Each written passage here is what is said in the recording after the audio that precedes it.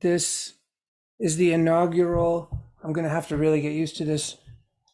This is the inaugural Underworld Party podcast. It's going to be really, really chill today. I'm getting used to the tech.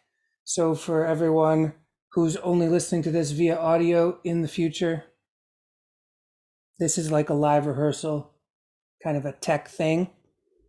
I'm treating this whole thing as a kind of exercise in playfulness, transparency, improvisation, sort of like an art therapy, ritual, hyper sigil, magical narrative action thing, which we will get into over the course of the 6 weeks and further on sort of like how I view my work, my practice, the artistic part of it, the so-called therapeutic part of it, and all that kind of stuff. So, yeah, welcome to the party. I'm going to introduce some folks here in a second, and I'm still getting used to the tech, and there's still people coming in the waiting rooms, and so that's just kind of how it is. But I think it's good for a first go. Okay, before anything happens, right here, pinch of salt on the Holy Mother. You might not be able to see what I'm doing, but there's a little altar right here. Woo! Sacred salt, blessed water to all the beings, blessed to all you and all your relations. Bless me and all my relations, because I fucking need it. Blessings to my friend, my co-host, Moth Baby. Hey, Moth Baby, can you say hello to everyone? You're so funny, Moth Baby. Moth Baby is a fucking hoot. Which is why they're my co-host.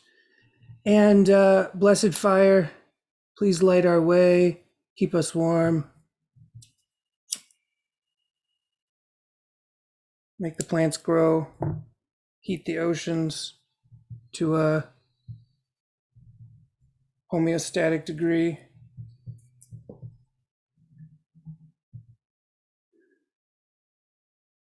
And kind of like the queen of the elements for the podcast, right? Air, breath, sound, voice, listening, as exemplified by the bell sometimes, which I don't have a bell on here, but I have incense in which you can feel that smoke bless us. Smell is such a very strong neuroceptive device, the neuroceptive relationship. Helps us remember things. Probably placed it in a very strange area. I'm actually going to do this, I think. Let's see. Boop-a-dee-boo. Right. Live in person. Where does it go? Oh, we're just going to put it here, I think. Spatial, relational. It doesn't really make sense as an altar now, but functionality and pragmatically, you all understand. The air is over here. You can't see it because it's air. Okay. Enough of that.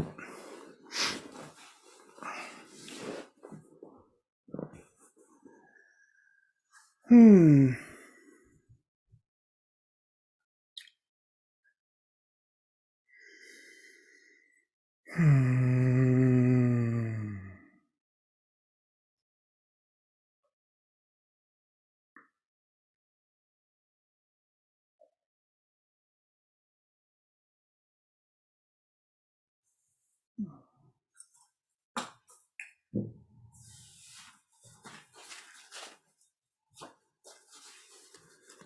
So I wrote down a lot of ideas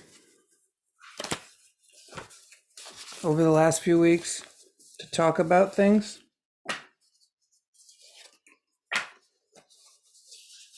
And I haven't really chosen what we're actually going to talk about, but I have so much I could talk about. And I get to choose if I like it or not. So he gets a little divination in here, right? starting with this kind of overall question. What's good for all of us today? What's good for me today? What's good for the land today? What's good for the spirit of air today? What kind of a song should we sing today?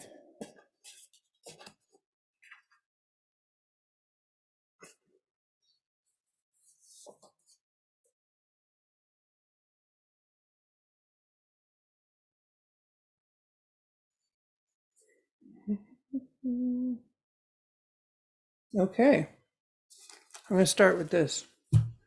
Breathing and communication. Wow. You came to a party to talk about breathing and communication. Hooray! Hooray, hooray, hooray, hooray, hooray. So we all breathe. Everyone knows it's important. If you stop doing it, you're not going to like the results. But, you know, I've been doing an awful lot of kind of singing therapy lately for the past few months. I found a great coach, and maybe I'll share their name with you if they consent later.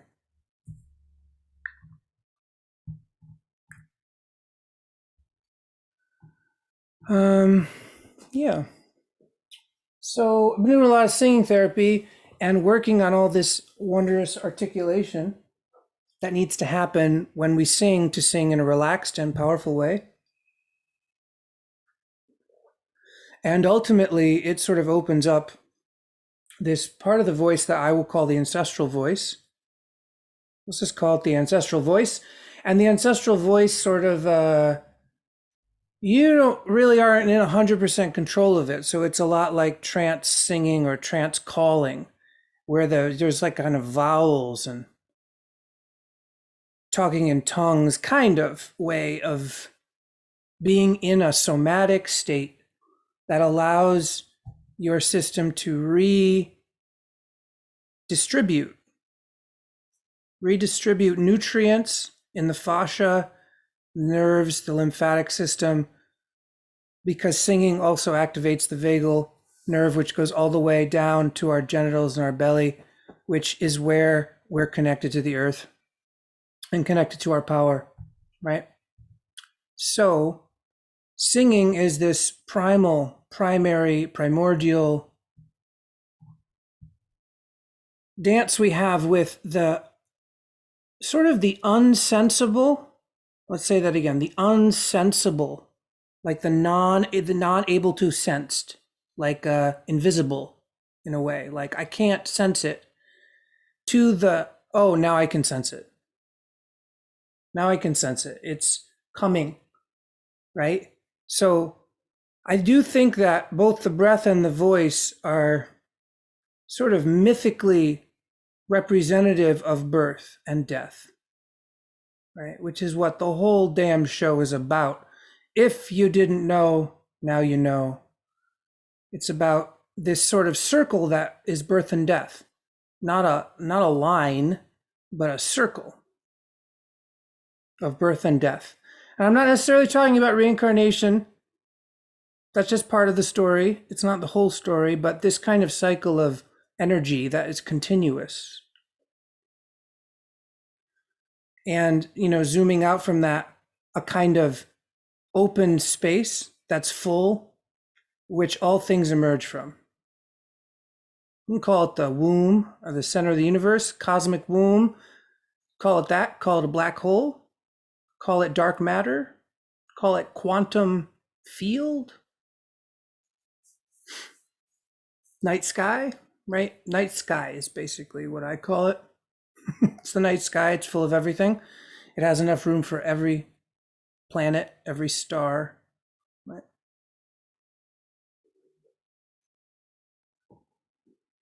So that sort of ground of our being is an empty space that holds us. All right. The ground of our being is an empty space that holds us.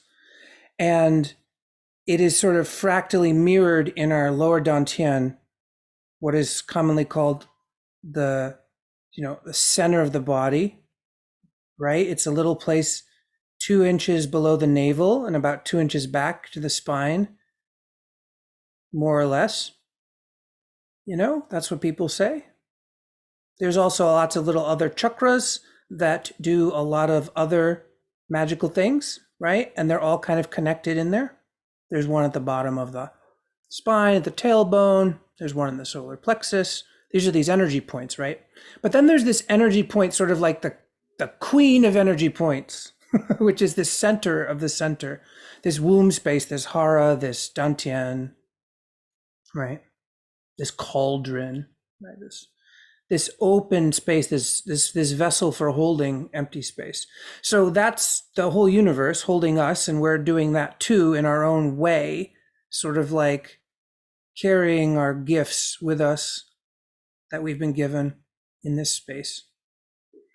And even as I'm talking, I have to contact that space to allow the right thing to come out of my mouth in words, in sound, that sort of links to meaning up in the upper center, but is connected to the ground of my being and where I'm getting all of what I'm saying comes from, this sort of open, empty place, this night sky place, right?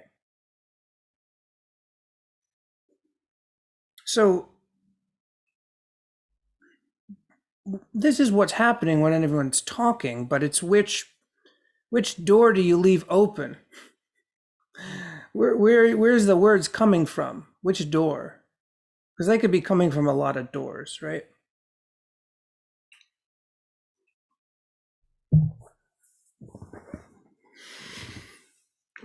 And we also need to breathe to produce the sound. And different kinds of breathing will produce different kinds of sounds. And those different kinds of sounds will emerge from nothing, the empty nothing, and they will go out and be sensed by all the relations. So you'll all be sensed to be received by.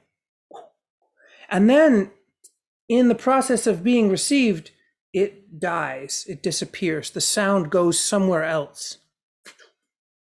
You can no longer track it or sense it. It's very important.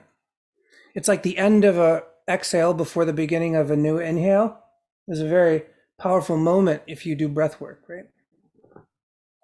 And singing requires you to do a little bit of breath work, and not so dogmatically as like, I'm doing this to, I don't know, achieve something, like a health benefit, but more like, if I breathe in these different ways, I can produce different sounds, and I can have a really beautiful streaming experience of this from towards, from nowhere to nowhere, from somewhere to somewhere.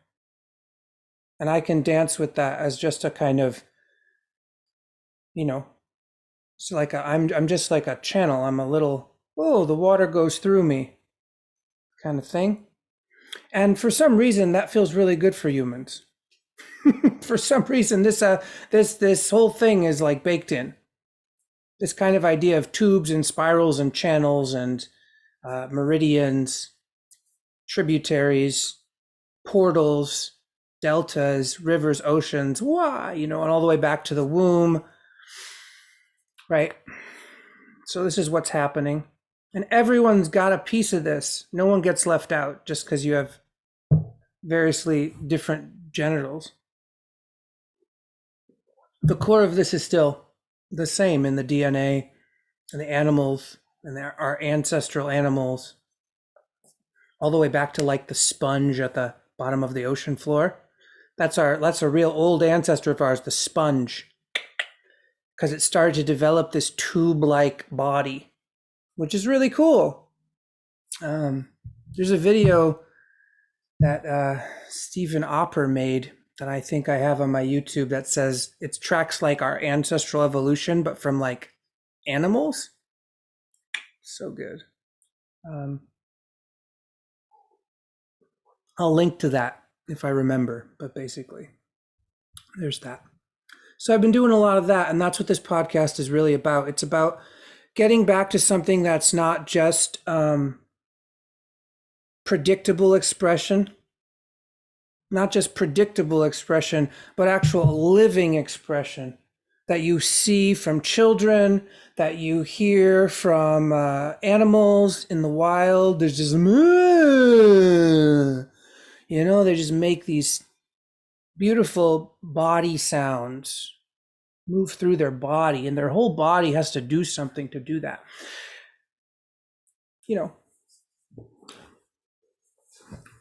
So it's very fun and it's very pleasurable, and in some ways it goes into what I really want to talk about, which is how tired I am of the ideas of therapy and counseling as sort of peddled by normative culture and also social media culture, and also just the industry itself, and how it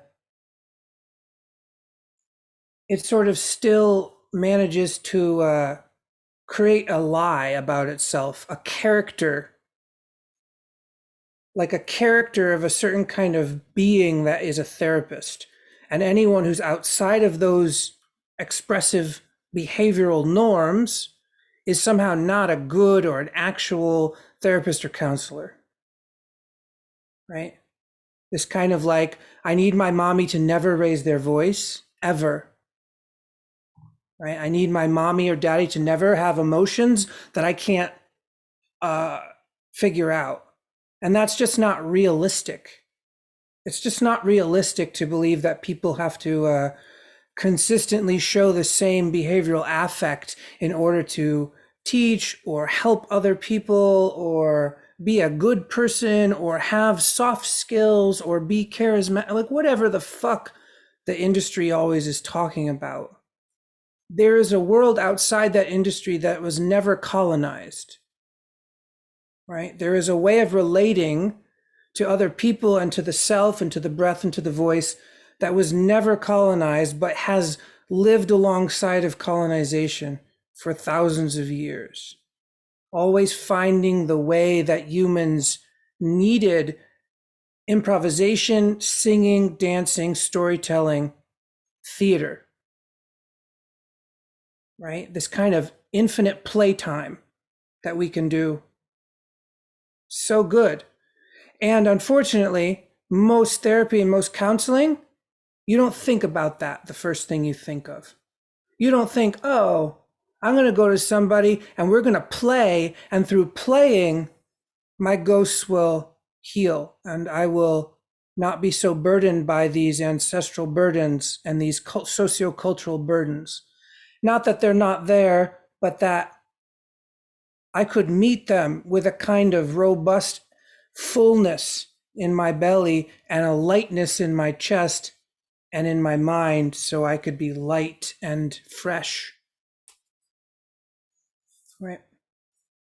Right. And the unfortunate idea of counseling and therapy is that it's serious business. And I just want to say that again for everybody listening. It's got to be serious business. So serious. Now, I'm not belittling the trauma that people have experienced that would make them take it seriously. That's not what I'm doing. It's the tone, it's the mood, it's the only way to heal is to become very, very serious. Right? The only way to heal is to become so serious, the gravitas of it. We have all these people talking now, right? In the last 5 years, white people need to grieve. It's the grieving that they're missing. I mean, I would say, sure, it's grieving is wondrous. It's a mystical miracle. But you say that to a bunch of sad people who are sad because of intergenerational crazy pants making, really, really wild choices. And they're sad because they don't have a village anymore and nobody's loving on them, right? You say that to a bunch of sad people, you say you need grief ceremonies. Of course they're going to be like, yeah, and then you're going to get really serious. So serious, right? Now, at a certain point, seriousness is just despair. It's just depression. It's a kind of lethargy. It's a kind of stagnation. And not everyone's going to go that far into need to be serious to talk about my trauma, because you have to be honest about where you're at. But if the meta view of the Western counseling world is that trauma is very, very serious and we have to be very, very serious when we talk about it and we have to talk this certain way, and everyone knows the freaking way I'm talking about, the way a counselor's supposed to talk, and it's just very very particular. It's very specific, right? It's a kind of hypnotic, neutral character. It's a character, right? Going back to theater, it's a character. And anyone who steps out of line of that character needs to prove that they're not a crazy, violent person, apparently, in order to be valued worthy of the title counselor, right? So this is like a perception happening in our society about who gets to do what, and and it's completely garbled. It's completely confusing, right? Because on one hand, therapy is supposed to make you more your authentic self.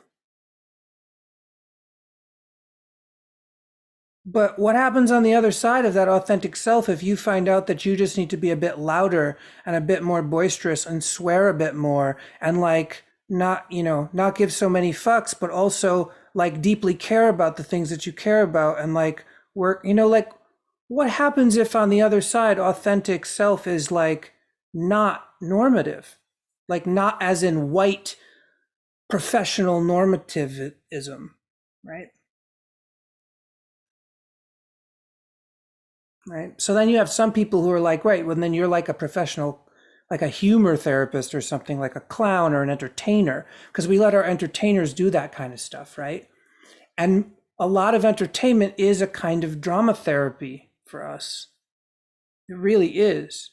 It's stories, right? It's drama therapy. It's ritual. It's very high-tech ritual, right?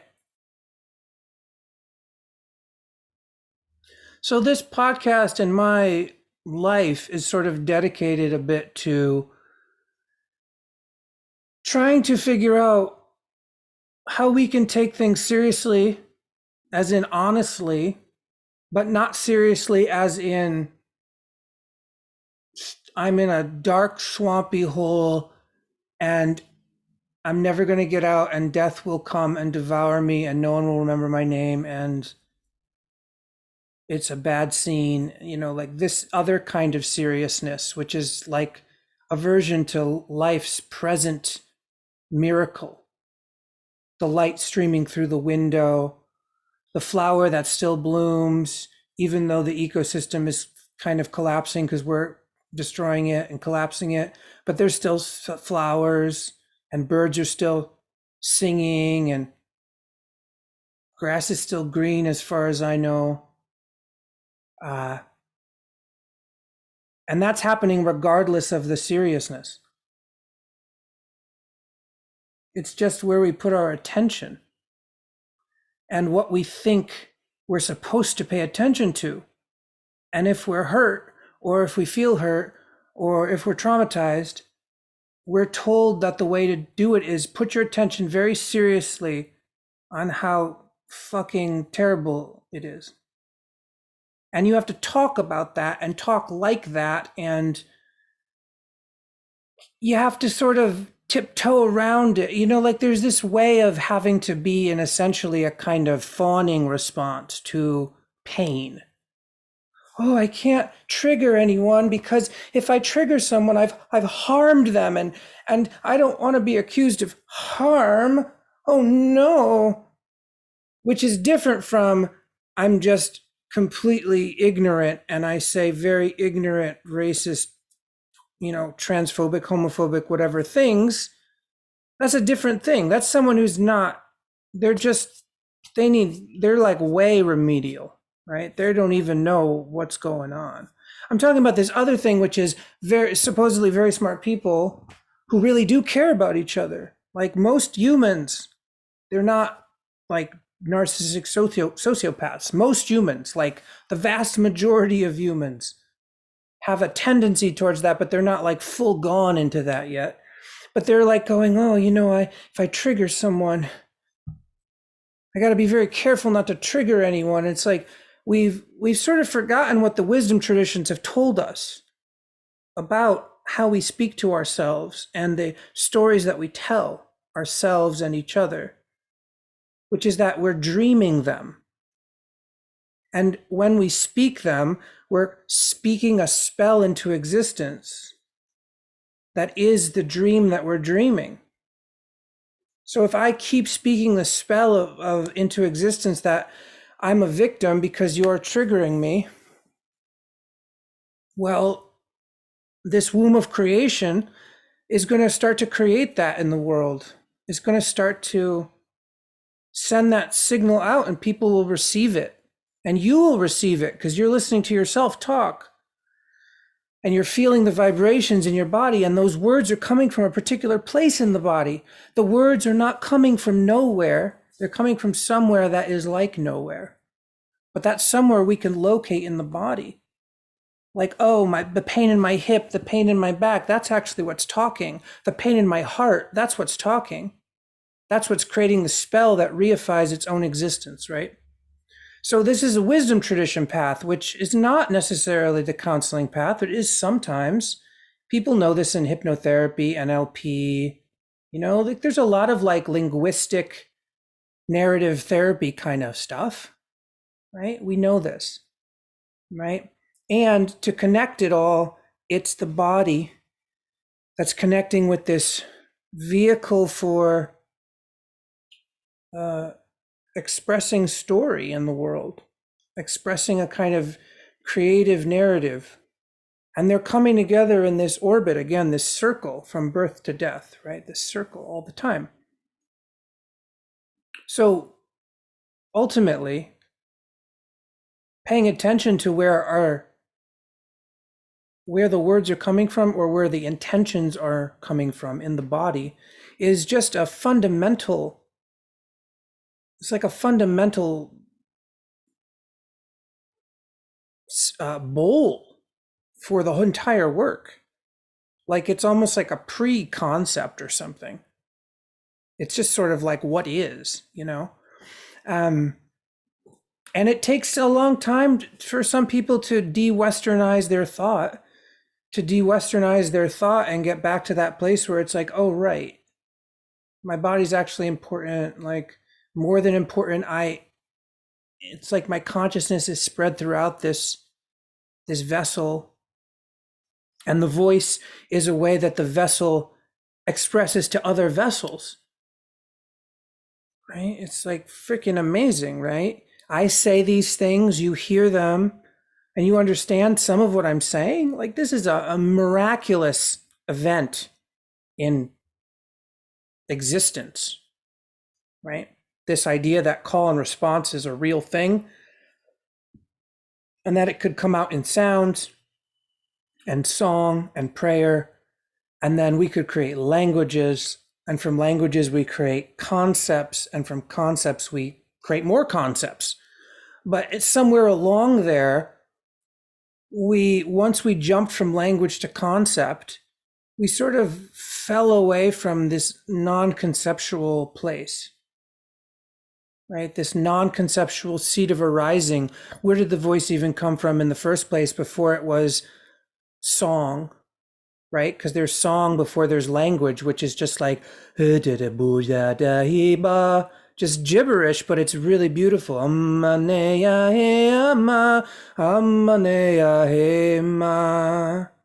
Like that's just coming from what's in the DNA. I don't know what those words mean. I don't know if they are words. It doesn't really matter if they're words. They're pre-words, and I can fill those pre-words with emotion and prayer, right?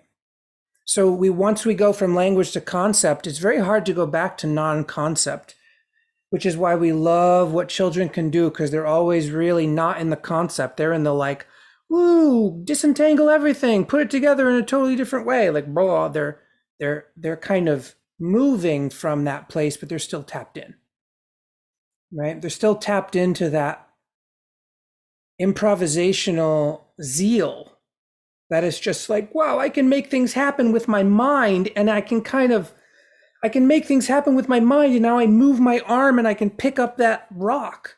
That's amazing. But that's what's happening, right? That's what's happening. So these are big view kinds of talkings about. These are big views. These aren't tiny micro, how do we stop anxiety? How do we stop insomnia? This is very micro. I'm talking about the macro, which is just the view of how things actually are. And then once we start talking about specific things, we refer back to the view. We have to refer back to a view that is accurate and honest with actual life, not just human life, but actual life, which has been handed down to us as a gift by all the ancient wisdom traditions of the world and all those blessed ancestors who practiced and gave of the practice so that all beings could be well and could be liberated. And we're not necessarily sort of segregated in a very particular way, in the sense that once you reach a certain point of practicing this kind of practice, you can kind of feel the underlying connection underneath identities, underneath different tribes, underneath different clans, families, skin colors, etc. You feel an underlying connection, and from that underlying connection, you dedicate your life. You dedicate your life to giving it back, because the gift you've been given is so amazing that you want to see if you can help, help. Like, wow, thanks for helping me. Can I help others with this, right?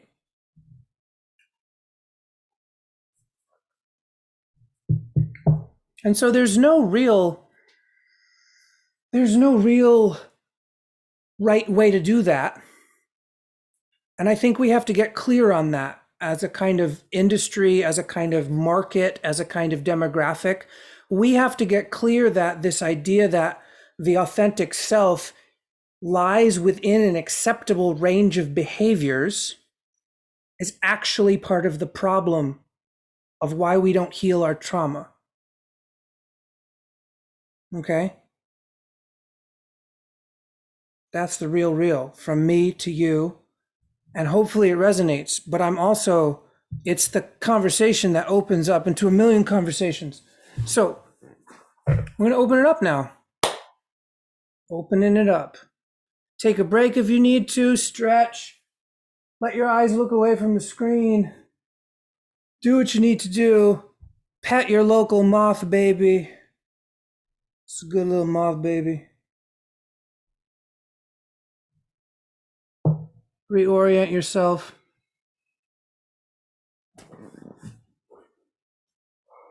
And we'll do our best to segue to the next part of the show.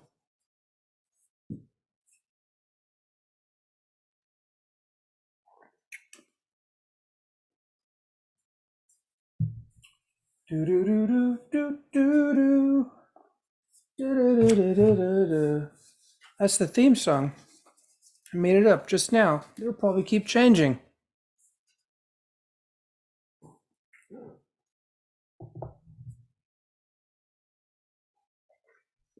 All right. There's one question in the chat queue on the Zoom. I can't seem to see any questions in the Facebook Live. I just might not know how to deal with Facebook Live, to be completely honest.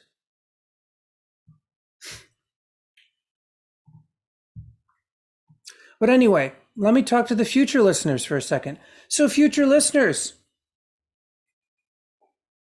I'm going to set it up so that if you have questions and you can't be live on the show to ask them, you could mail them in like a kind of mailbag. And I'll set that up and put some kind of form, some kind of digital typey type thing, so people can ask questions, and it just goes to a kind of slush document, and then you can ask questions, and then it'll be organized, and I'll have it all in one place. It's not up yet. Hopefully it'll be up by the time this gets pushed out, maybe in a week. All right, so we have a question in the chat. What is the relationship with truth and death? Just a very light question for a Wednesday afternoon. Well, I think for me, when I think about words like truth, it's like, okay, so there's a lot of truths, and there's multiple kinds of truth. There's just the truth of each of us in our own body at this moment, right? The truth of me and the truth of you are existing simultaneously without contradiction. So, okay. But I think if we're talking about the kind of objective truth that we would agree together, like 2 + 2 is 4 or something like that, is a little bit harder if it's not able to be seen or felt. So when we're talking about abstract concepts, it's hard to do that, because I can point to a tree, and if you and I can touch a tree and we can go, okay, this is a tree. It's a little bit easier than trying to figure out like objective truth or what truth means, or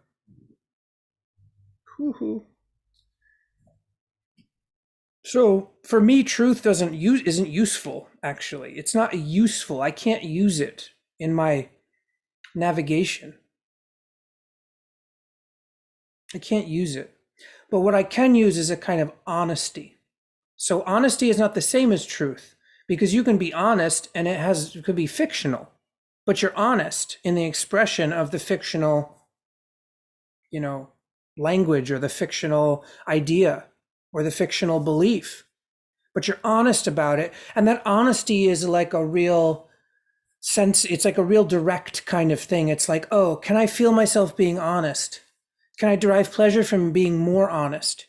And we all have to navigate what that is like in our own system, because honesty is a sort of discovery process of like, what is honest for this part of my body, or what is honest for this part of my soul in this moment. There is a real good to like, just tell me your story. Just tell me your story as honestly as possible, as slowly as possible, so that I can really understand it. But it doesn't mean I'm going to obey it or believe it. So truth is not this thing that is like moral authority or domination. It can't be that if it's true. If you're really talking about the true truth from this womb of creation place, it's not authoritarianism as truth, or fundamentalism as truth, or dogma as truth, or it's a kind of flexible structure that allows for truth to change over time. And the only way we can really know is to get good feedback and to be as honest as possible when we're giving and receiving that feedback. And that feedback could be anything. That feedback could just be sensations from the body. So it's not necessarily like feedback, someone critiqued me and I listened to their words. It's feedback like, why does my ankle hurt every morning when I wake up? It's like that kind of feedback. It's like, why am I not digesting food so easily these days? Like, just for the past month, why haven't, what changed? What happened? Like, what's going on that I didn't notice, or that just changed in the environment and it affected me? Right? And so it's not necessarily like a bad thing happened, but more just like a series of complex relationships spin together and create an effect, right? And so how do we relate that to death? Well, death is the process by which we could even reflect on anything. Like, what is truth or honesty except a kind of reflection inside, but also with relationships, a kind of reflective relationality that then allows us to go, oh, when I say this or I say that, I can feel places in my body resonate, and kind of a relief of tension in my system. And I can feel that feedback and I can go, oh, that's interesting. And that doesn't necessarily mean it's great. It's just a phenomenon, right? So I'm not pinning a deep meaning on the phenomenon, but I am saying it's a process of practicing and going like, what is happening here? And how can I be creatively engaged with this living process that's happening already without me doing anything about it? It's already happening. I'm already breathing without thinking about breathing. So there's something going on here. My heart's beating and I don't have to think about that. I do other things on top of that. So death is a mirror, right? So death is the ability to reflect, the capacity to reflect at all. This capacity that is sort of like a magical ability, the ability to reflect, and that's death.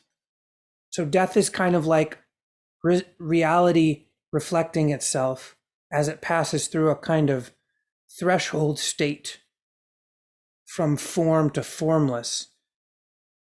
And then formless becomes form again in that birth to death cycle, right? So if we can get that kind of true, if we could all go, wow, that really resonates and it doesn't really tell me I have to be a certain kind of person and it doesn't really sort of like tell me that things are sinful, right? There's something more basic about it. It's just basic, right? But, weirdly enough, we're living in a time where basic has been sort of maligned, and there's a smear campaign against basic and simple because some of it has been co-opted, and we're a few generations in the tail end of a massive globalized indoctrination campaign by a particular kind of culture, right? Brainwashing, the spreading of a kind of evangelical mindset, and the spreading of that mindset into all the generations of those children. So we're looking at how do we get out of this freaking mindset, because it's just one of many mindsets. It's not the only mindset. But we were told, if you try to get out of this mindset, we're going to fucking get your ass. Right? So this is where we're at. So that's my answer to the question, truth and death, right? This is what happens when you ask me questions. So you be very, very careful when you ask me questions. This is what you get. Thank you for the question. Thank you for the question.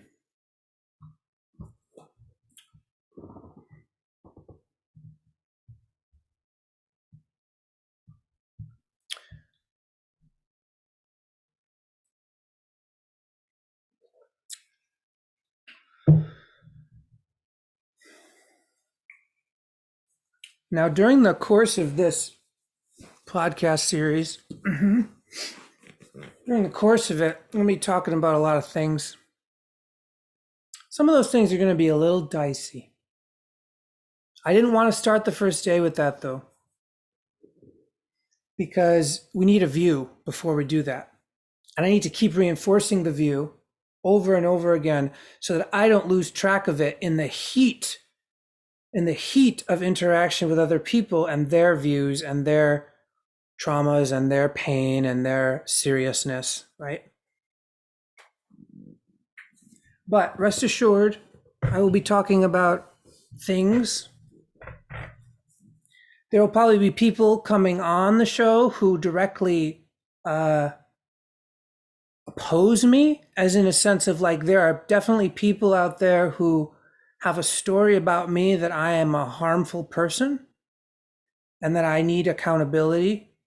There are definitely people out there, and sometimes they contact me and then disappear, and who know, like, I don't, like, there's things, because I'm 41 fucking years old and I'm not a saint, and I didn't grow up as a saint, right? So people, I think, through this podcast are going to get to see like a more real version of me, hopefully, and I can share a more honest version of myself that is not based in this idea of the counselor.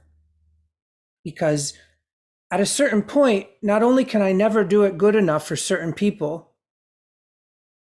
and it's not my authentic self,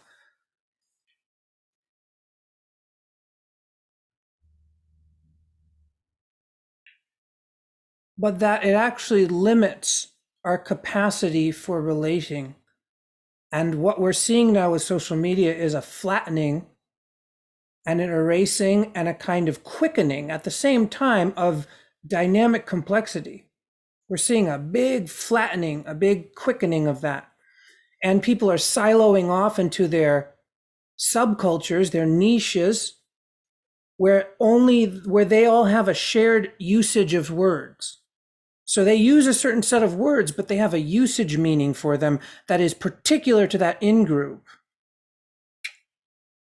And other people are using similar words, but they have different meanings in their in-group. And so now we just have a bunch of things happening where people are using words like justice, accountability, anti-racism, anti-blackness, but they're using them not as just a shared definition. They're using them as an in-group usage, in like particular in-group usages, right?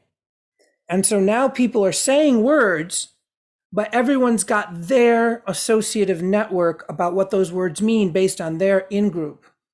And if you don't have the same one, it signals that you're a part of the out-group and that you should be sort of maybe, I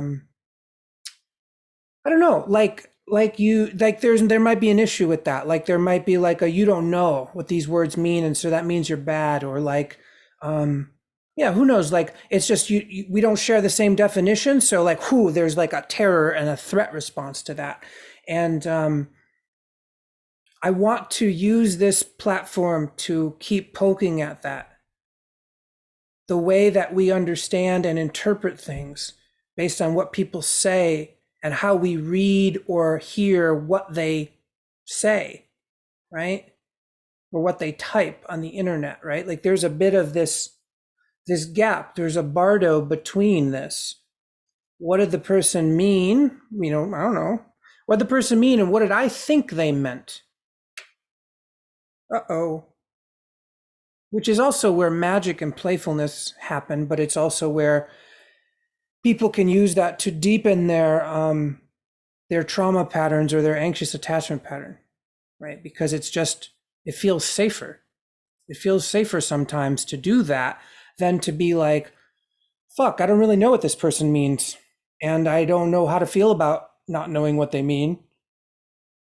And part of me is grasping to assume I know what they mean. Right?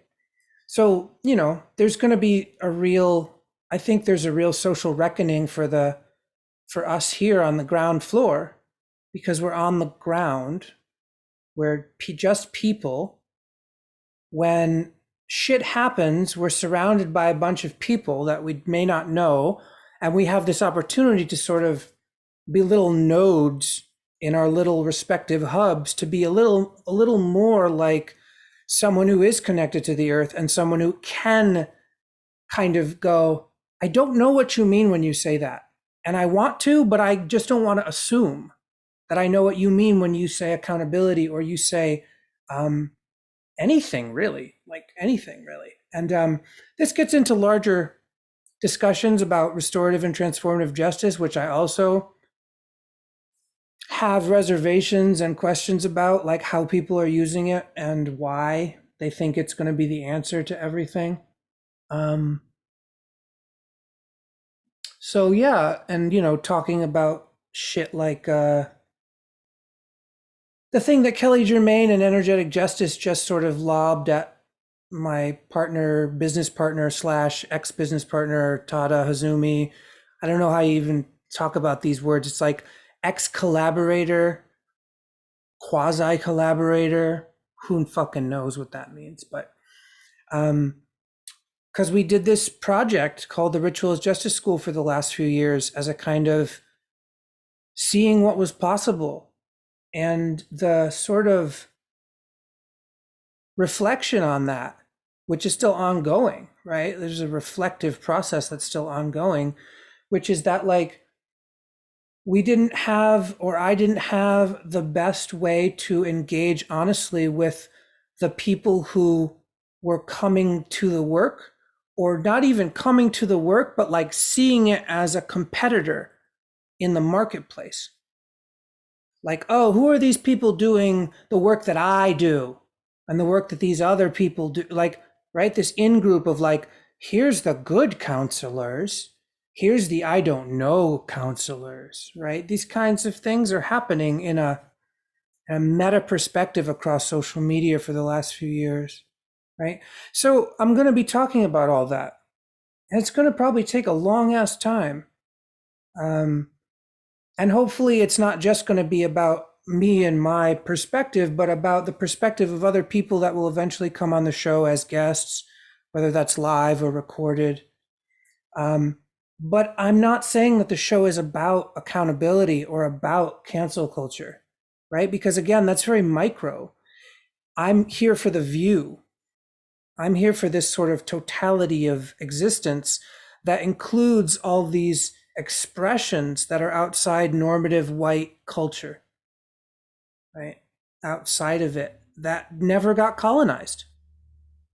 They never got colonized. They might have gotten colonized in my body. They might have gotten brainwashed in my body, indoctrinated. That's absolutely a thing. But as those spirits exist somewhere in the wild dreaming that's happening, they never got colonized. They're just still there. Those beliefs, practices, expressions, and behaviors are still there, sort of always present. Always present. Just have to sort of wake up the part in the body that actually says yes to that kind of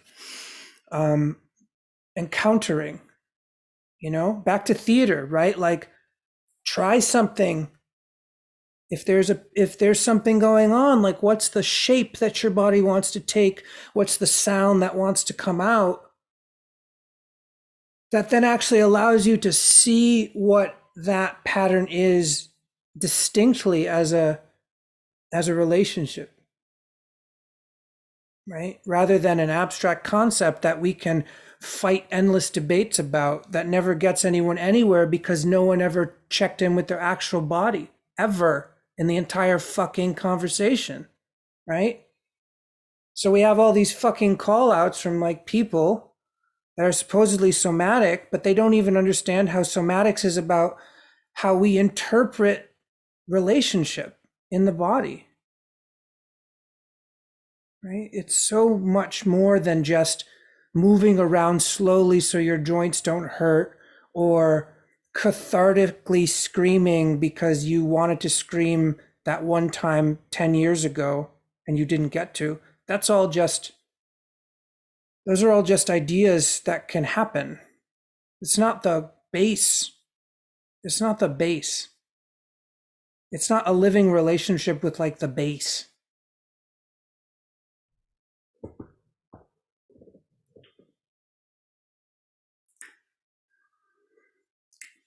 So, new question.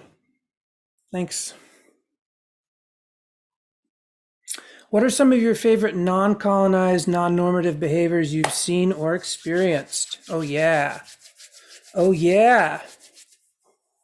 Well, to be completely honest, let's just say for anyone who wants to see this stuff just happening, just look at baby videos on YouTube. And you can see a progression because obviously there's an age range, but there's a progression when there's a baby that hasn't been normatized yet in a certain kind of way. Like they're obviously carrying the DNA of their parents' behaviors. That's real. So there's a certain level of already the behavior being shaped.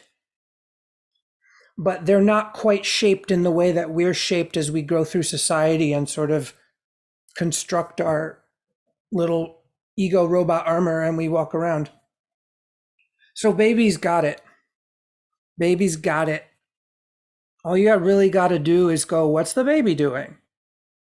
And be like, oh, where's that sound coming from? Oh, what's it like to make that face? Oh, what's it like to move like that? You know, that's all you really have to do. And then you kind of find it again, right? So pro tip right there. But as far as sort of adulty people doing that kind of thing, and I'm going to stick to a bit of like non-intoxicated, because if you go into the realm of intoxicated, it's much easier to see. Like I've been to Burning Man twice before it was so big that it like can't deal with it. But everyone's on some kind of substance, and the sort of place itself is almost like generating a kind of field of altered statism. So you can kind of feel what people would do once they start to vibrate out of their like weird, oh, I'm in the desert hardly wearing any clothes with a bunch of other people hardly wearing any clothes. The rules here are different. I can act differently than I do in the real world. So when you start to bring in that like heightened state, like inside immersive theater, or when people are doing plant medicine, or when people are doing like breath work, or like even like heavy aerobic work together, like CrossFit or something, you start to create an altered state, right? And that altered state allows for layers to appear in the behavioral field that are different. Maybe they're more loose or bigger or more precise or more asymmetrical or more complex or more, whatever. I could just go on forever about the ways that it could work, because there's an almost infinite array of expressions that the human body can be. Right? So there's a million styles of dance. There's a million styles of song. There's a million styles of instrument playing. There's a million styles of everything behaviorally that we could learn to do, or we could just put on for a little bit of time and see what that does. What happens if I just weirdly and strangely move around my shoulders for a while? What happens to my breath? What does my body want to do? Is it fun? Right? Is there some kind of fun inside of this? Could it be more fun? And then when you get to when you get to any kind of ritual or game playing, which is where I'm kind of going with this sort of non-intoxicated game playing or ritual or both, like for instance, playing soccer is one way, wrestling, contact improvisation, hacky sack, cartwheels in the park, drumming in the park, these kinds of like, they're playful practices, sparring, maybe some kind of sparring, throwing frisbee. Those are things. And then also like grief ritual, art ritual. We're going to all write poetry for half an hour, and then we're all going to read it out loud together. We're going to play Dungeons and Dragons together. We're going to cook together. Right, all these kinds of things. There is this a possibility that new behavior can emerge from that, which would include things like spontaneous invention of story or song, spontaneous dancing, spontaneous theater games or clown games, or just make-believe. And when you get to sort of like really heightened ritual where there's like people playing the drums and people singing, so we're shaping it more and more, then you get to something where like people might actually have an improvisational song that is channeled, that they're like having a very altered experience from that. They don't know where the words are coming from, but they're so right. And so they're on this edge of like, so deep in the ocean of this darkness in some way, this kind of like together darkness place where all this stuff happens, then we're getting into the realm of flow states and creativity states and improvisation and inspirational states, and people sort of like figuring out things on the fly that they can do together that actually like either produce an effect or gesture for play, but even through the play might actually solve a real problem, like actually solve a real issue, like let go of some trauma or reconcile a fight or, exorcise a ghost or a demon, right? So it's not just like, oh, playtime, yay. We can play more and we can chant more and we can dance more. It's like, yeah, that's really great. And in some way, it is the base, singing and dancing, right? But then it starts to go, we start to transfer it. And so then it's sky's the limit. You can just kind of see what happens, right? But it does require a certain amount of this disinhibition quality, right? Like playing more with what you're generating and receiving, where your attention goes.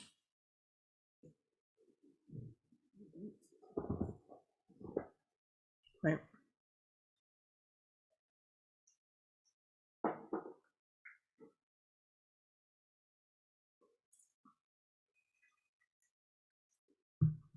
Oh, it's a smoothie. It's a very thick smoothie.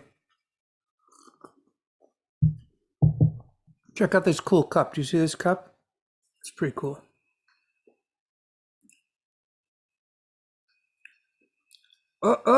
Yeah. Little monsters.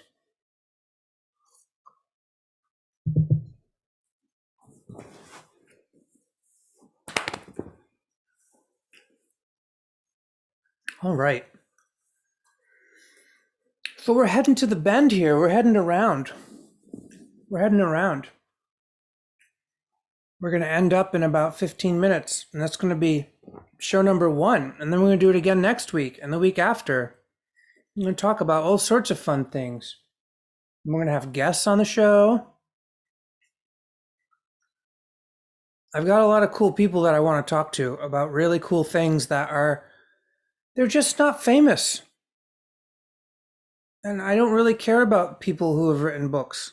If you want to write a book, that's fine. I'm not knocking it, but I want to talk to a bunch of people that are practicing and they don't have fucking time to write a goddamn book. They're just practicing and they're relating and they're doing the work and they're doing their version of the work, and it's fine. It's fucking brilliant. And I know that I'm connected to a bunch of folks who are doing amazing work in the world that is not about accruing more power or becoming more of a celebrity or more famous or getting bigger contracts, although that can be part of it. So I'm not saying don't go for the big contract. I'm just saying that there's an ethos to the kind of practitioner I'm looking to talk with. People that want to play, that want to break the norm of the interview process, of what conversations could actually be. Yeah. I was inspired a long time ago. Do you remember Space Ghost Coast to Coast? Wow, that was a show. That was a frickin' show. So I think that's like part of this is like that spirit coming back through for me is like you could have a lot of fun having a conversation and you might not learn what you thought you were supposed to learn, as in things making perfect sense the first time you hear them. But as a kind of gestalt pattern, it certainly made sense to the system. You were lighter and happier, and you were less constrained by some narrative you were telling yourself.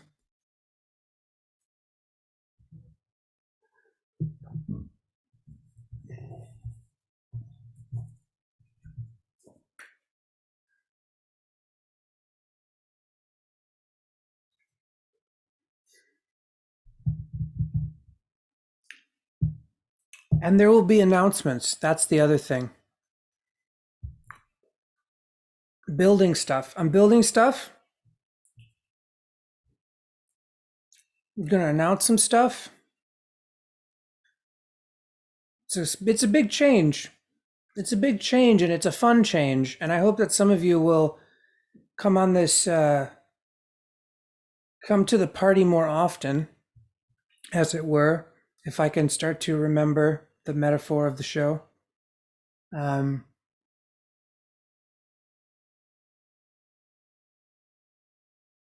yeah. Yeah.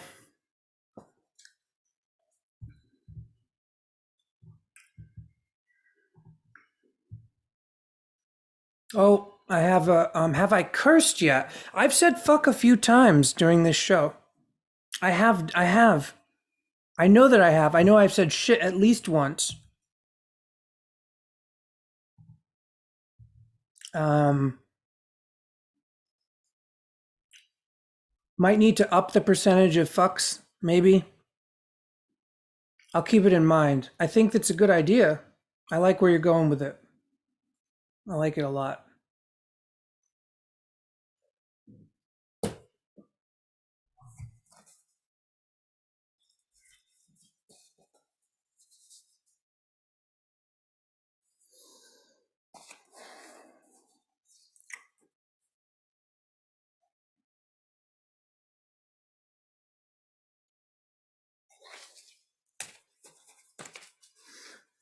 All right.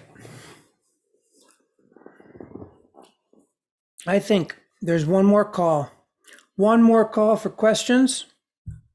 One more call for questions. And then I'm going to call it for this episode. I'm going to upload it. I'm going to do all that techie nonsense that I don't fucking like to do.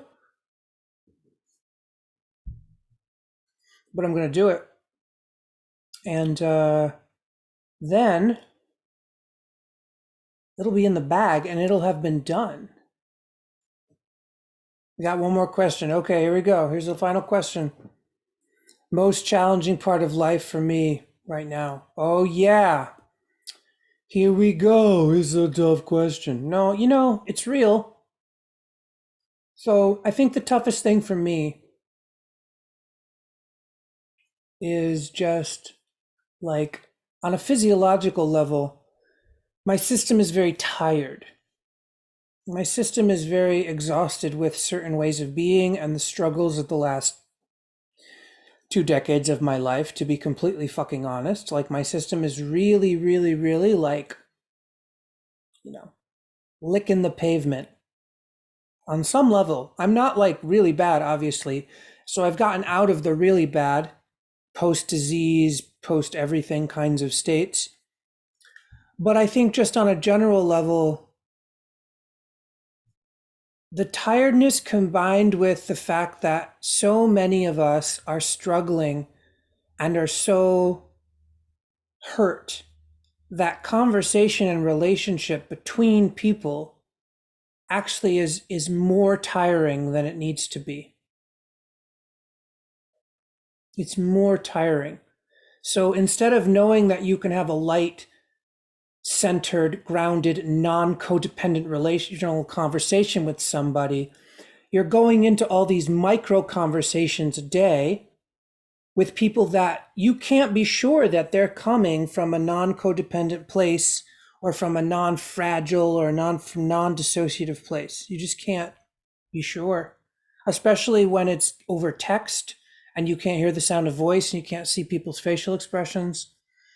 So the kind of assessment process that I need to go through to assess whether something should be addressed, should not be addressed, should be benignly neglected, should be openly confronted, should be whatever. How do I interact with these offerings from other people, from their desires, from their communication, to not really know? And for me, it comes back to I didn't, or I don't, or I didn't, or I'm in the process of creating the platform by which my needs would get met easier. Even if that means that for a while, people don't know what I'm doing professionally. Because actually, that's part of the issue. Part of the issue is What does it mean to be a professional? I called myself a counselor because it was the least colonized term that I could find at the time that explained what I thought I was doing or in service to, the process by which I was engaged in was counseling, right? Because anyone could be a counselor. There's spiritual counselors. Counseling is a thing that humans do. But therapy has been co-opted by a kind of PhD program. So you can't just say you're a therapist, and also fine, I don't want to say I'm a therapist because it has those connotations. But too often counselor and therapist are conflated, and then it doesn't leave room for the living dynamism of who I actually am and who you actually are and who they actually are and they actually are. So the exhausting parts are partially because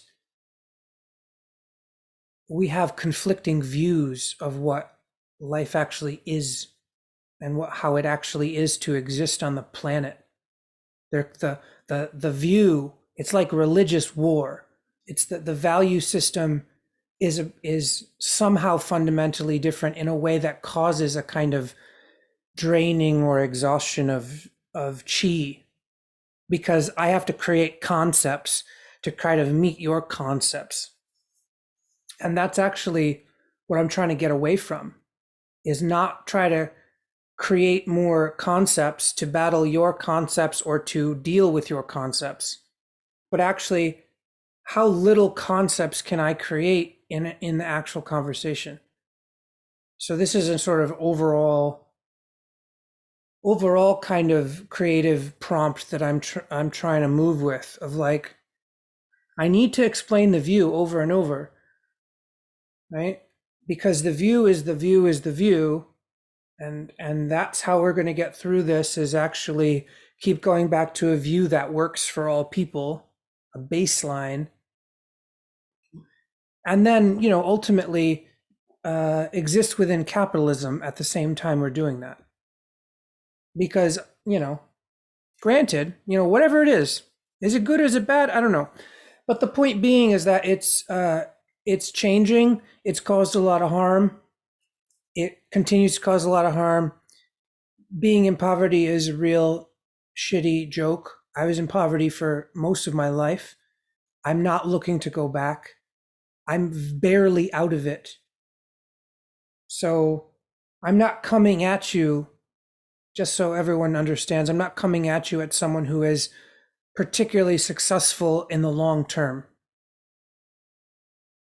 In the short term, sure, I've been successful the last year and a half, actually very successful in a way that I didn't know I could have, because I just have my standards are so low because I've been poor for so long. So I'm not itching to go back. But the possibility is there that in our lifetimes, we will go back, all of us together. We will go back to something that is much more subsistence kind of based. There's a great possibility, and that's happening in a lot of countries right now. So these are the things that I'm wrestling with, to be able to, at this peak of technology, to go, wow, I can afford webcam, fancy microphone, fancy computer that functions. I have an apartment of my own. I could sit here and blab. It's a very strange privilege for me. It's a very strange privilege for me to be doing this. Just on sort of equipment level alone, like spatially, like, whoa, a room that I can just say what happens in it and I don't have to negotiate with anyone? That's never fucking really happened before. Not in the way that was functional. So I'm on the edge with you. I really am. I'm not in the same situation as everyone here, right? Obviously, like, I don't have kids. Like, I wouldn't be able to do this if I had kids, because I don't have enough energy as it is right now to basically do what I'm doing. On some level, I'm just recovering from a lifetime of disease and injury and pain, but I'm not weighed down by it so much anymore. So I can be a little more free and do this podcast. But I'm bringing my whole self with me, which is the very real vigilance that this is probably very, very temporary. I'm going to do it as long as it's fun, as long as it's possible. But don't know what that means. Don't know how long that is. Don't have any expectations on that. At least I don't have any expectations on that.